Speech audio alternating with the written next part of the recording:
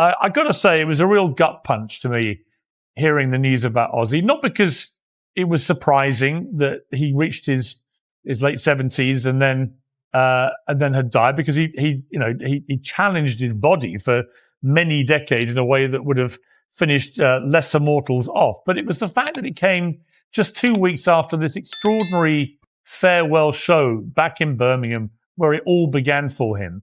The poignancy of Ozzy dying just 2 weeks later was very striking, I thought. What were your thoughts when you heard? He did the final Black Sabbath show. This is it. All four original guys. Uh-huh. He died 2 weeks later? Mm-hmm. That's fucking insane, man. That's insane. Weren't they supposed to do one more show? It was like one last Ozfest. I don't know. I think people just decide it's enough. And that he was struggling for a long time. I found out from my kids, they kept trying to get me up really early in the morning, texting and calling, and I thought it was fake news.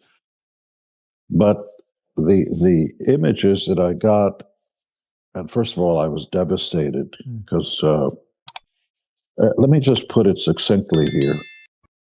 Before Ozzy, there was no such thing as Ozzy. So if you get a debilitating disease like Parkinson's, and it just slowly robs you of your ability to move and your wit and everything, just slowly takes it all away from you. The love and admiration, not just of the industry, but the fans, is unequaled. I know right now there are millions of fans. Yeah. I'm getting choked up myself. There are millions of fans who are just devastated and crying. What a giant. Mm. He'd have loved us doing this, because he sent me a lovely text. I just remembered it last night. He said, "Hi, Piers, this is last year. I just want you to know I think your show is the best show ever. I'm addicted to watching. It's all I'm watching now. I love it. Keep up the good work. Much love and respect, Ozzy." And he used to do that every now and again. He'd sent me notes about stuff he'd seen me do or whatever. He was just, he was a really good mate, and I don't claim to be one of his closest friends, but I was very close with Sharon, and I saw a lot of Ozzy. And he was such a sweet, natured guy, and such a, and he didn't like to be too politically partisan. Jamie told us that Ozzy died. Gene Simmons reacts to Ozzy Osbourne passing. 2 weeks. That's all it took. Just 14 days after what fans believed was a farewell concert, Ozzy Osbourne, the Prince of Darkness, was gone. Lifted on stage one last time in a towering black throne, surrounded by his bandmates, Metallica and Guns N' Roses, Ozzy gave fans a final glimpse of greatness. No one knew it would be his last. But maybe he did. This is the haunting final chapter of a rock legend who redefined music, defied death for decades, and exited the world on his own unforgettable terms. Before we dive into this powerful story, hit that subscribe button and tap the bell so we can keep celebrating the legends who shaped our world. Each subscription helps keep Ozzy's legacy echoing louder. The news that shook the world. The news broke early in the morning across the UK. Ozzy Osbourne, dead at 76. The images that I got, and first of all, I was devastated because, let me just put it succinctly here. Before Ozzy, there was no such thing as Ozzy. There never was an Ozzy before. There's not going to be another Ozzy later. His stagecraft, who he was and continues to be in the minds of the fans on stage, isn't something that you learn in school. He just was who he was, not taking any direction from anybody, despite disco and schmixel, and thrash and whatever else was going on. He was always Ozzy. And the love he had for the fans, he expressed it on stage. Yes, the Prince of Darkness, but who, as the Prince of Darkness would say, "I love you," and throw kisses to the fans. I mean, it was really striking. And I do think that even though it's very sad that he's died, I do think it was quite wonderful that the last thing he did in public life was to go back to his hometown with his old band, surrounded by mates, Metallica, Guns N' Roses, and others, and to put on what was a terrific show. I saw some of the clips online. It was fantastic. And he was in this, he was in a wheelchair where they put him in a big black throne and they rose him up. And for that night, Ozzy was king again, back in Birmingham with his mates, with all his family backstage. And I just think if he could have scripted, actually, the last we ever saw of him, it wouldn't get better than that. At first, some fans refused to believe it. Even Kiss frontman Gene Simmons thought it was fake news when he first heard from his kids. But then the images came in. News outlets confirmed the unimaginable. The rock world had lost one of its most iconic voices. The shock wasn't just because Ozzy was gone. It was because just 2 weeks earlier, he had performed at a massive farewell concert in Birmingham, his hometown, with the original Black Sabbath lineup. It felt like a story written by fate. One final night, one last roar, and then silence. The final concert that became a goodbye. That night in Birmingham wasn't just any concert. It was staged like a royal ceremony. Ozzy, unable to walk on his own due to his declining health, was brought on stage in a large black chair, dubbed the Throne. He didn't sing like he once did, but he waved, he smiled.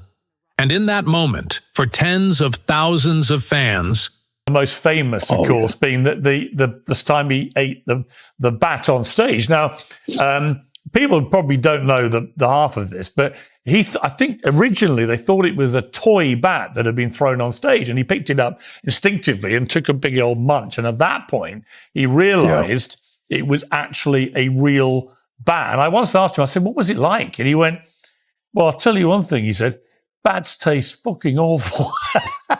Oh, my God. But let's take a look at a clip of him talking about the bat. Let's watch. Ozzy was king again. Joined by legends like Metallica and Guns N' Roses, this wasn't just a send-off, it was a statement. The final act of a man who built a genre and inspired generations. Friends later said if Ozzy could have written the ending himself, that concert would have been it. Parkinson's, pain, and perseverance. Ozzy had been battling Parkinson's disease for years, though few knew the extent. In a rare 2020 interview, he confirmed he'd been diagnosed back in 2003 with a rare genetic form called Parkinson 2, a condition that slowly robs the body of its strength and coordination, but not the soul. As we said earlier, shit happened. He was diagnosed, we didn't know, in 2003 with this Parkinson's, which was probably created the inability to, people were making fun of his speaking voice, and he never really addressed that. He was hard to understand. People were doing impressions, which were... The Parkinson's I have, it's not like the Michael J. Fox one. What is it called, sir? It's called Parkinson 2. It's a gene that Ozzy was born with. And of course... I want to put one thing straight. It's been put in the papers that they discovered I had Parkinson's when I had the fall. Well, I've known about the Parkinson's since 2003. I've had it all my life. So if you get a debilitating disease like Parkinson's and just slowly robs you of your ability to move and your wit and everything, just slowly takes it all away from you. Ozzy couldn't get anything normal. It's very rare. Weren't always really nice, but he could still get up on that stage and belt out a song like nobody else can. And he just was this quiet. He wasn't quiet, but he was quiet about his own personal demons and things like that. And he didn't suffer. He lived. He just lived. If this is the hand that I'm dealt, I think he has been suffering for years now with health issues and the inability to do what he loves to do. My heart was filled a week or two ago in watching what we all love. People talk about, like, after we die, people come and they do eulogies and they have an outpouring of... He did the final Black Sabbath show. This is it. All four original guys. He died 2 weeks later? Mm-hmm. That's fucking insane, man. That's insane. weren't they supposed to do one more show? It was like one last Ozfest. I don't know. I think people just decide it's enough.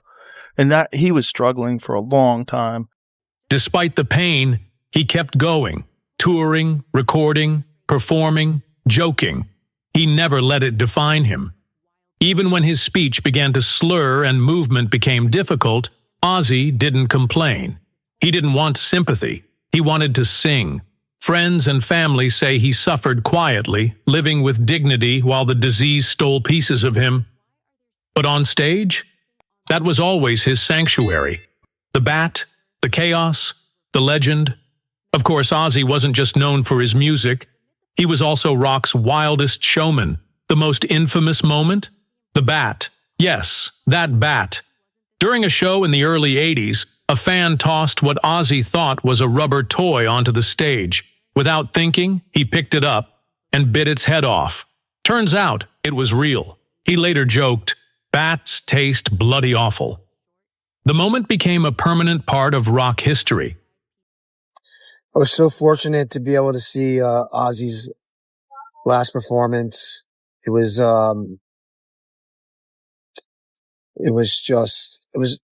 to be there to witness it. I'm so blessed I was able to go and see his last performance. The voice, this guy's voice, the godfather of metal, hard rock. He's inspired so many incredible artists. To see some of my favorite artists attend his last show just says so much. He lived it. He's the leader. Lost the man who, with his buddies, invented the whole genre of music that so many of us hold dear and play and try to expand upon. But without Ozzy Osbourne and Black Sabbath, hard to imagine any of this exists. So I just wanted to tell a quick story. You know, in 2017, I got asked by Metal Hammer to go interview Ozzy Osbourne on what was to be Black Sabbath's final tour. And, of course, at first I jumped at the opportunity. I thought it would be great. We were ending a tour in Europe and was going to fly out to Scotland to meet an idol. And but as the date got closer, I got more and more nervous.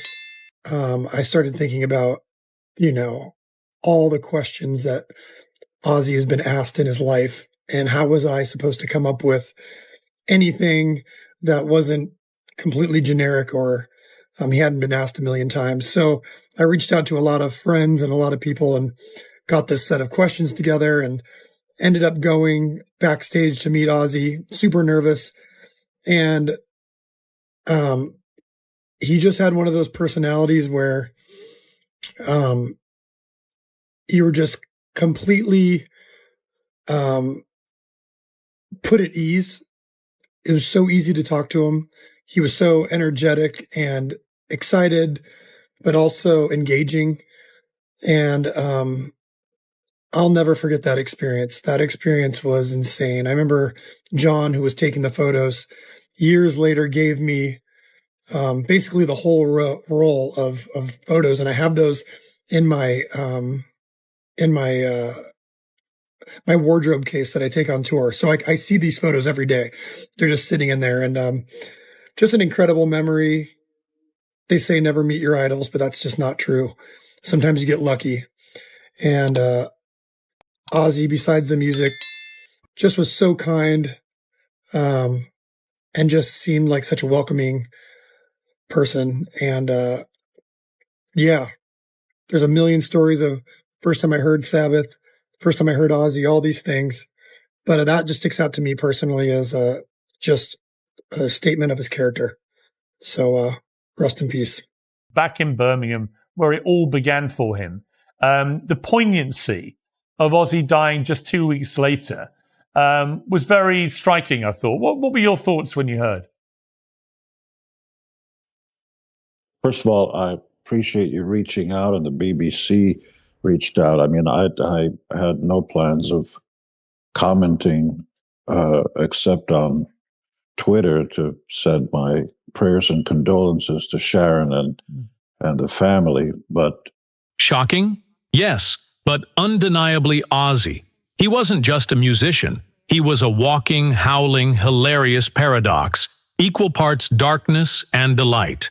The family that kept him grounded. Behind the chaos was a constant, Sharon Osbourne. More than a wife, she was Ozzy's manager, protector, and anchor. They met when she worked for her father's management company. Later, she left it all behind to manage Ozzy's solo career, helping relaunch him with the legendary album Blizzard of Oz. Their marriage faced everything: addiction, scandals, public meltdowns, but they endured. Sharon got him into rehab. She stood by him during his darkest days. She made sure the world never forgot his genius. Their bond was unbreakable. As one friend said, Ozzy couldn't live without Sharon, and Sharon couldn't live without Ozzy. When he passed, her heart shattered, and the world felt it. The Osbourne legacy lives on. The Osbournes weren't just rock royalty. They were a media phenomenon. It was quite a poignant interview, actually, because for all the kind of naughty behaviour, underpinning it, Ozzy couldn't live without Sharon, and Sharon couldn't live without Ozzy. And that's what's so sad, I think, about today, is that Sharon now doesn't have him. You know, and my heart genuinely breaks for her for that. And the kids, the father is gone. Yeah, you know, the patriarch. I mean, it's just. Their MTV reality show introduced fans to a new side of Ozzy, a confused, lovable dad mumbling around the house in slippers. Fans saw the human behind the legend: Sharon, Jack, Kelly, and even the more private daughter Amy, all became part of Ozzy's extended brand. His grandkids had just started forming memories of him, many through videos and old performances. One viral clip showed Jack's child pointing at Ozzy on screen, eyes wide with wonder, too young to understand but already enchanted by his presence. The interview that haunts us now. In 2017, a young journalist was sent to interview Ozzy on what was billed as Black Sabbath's final tour. At first, he was terrified. How do you talk to a living legend? What could you ask that hadn't already been asked? But the moment they met, all nerves vanished. Ozzy was warm, funny, endlessly curious. The journalist would later say, "They say don't meet your heroes," but Ozzy proved that wrong.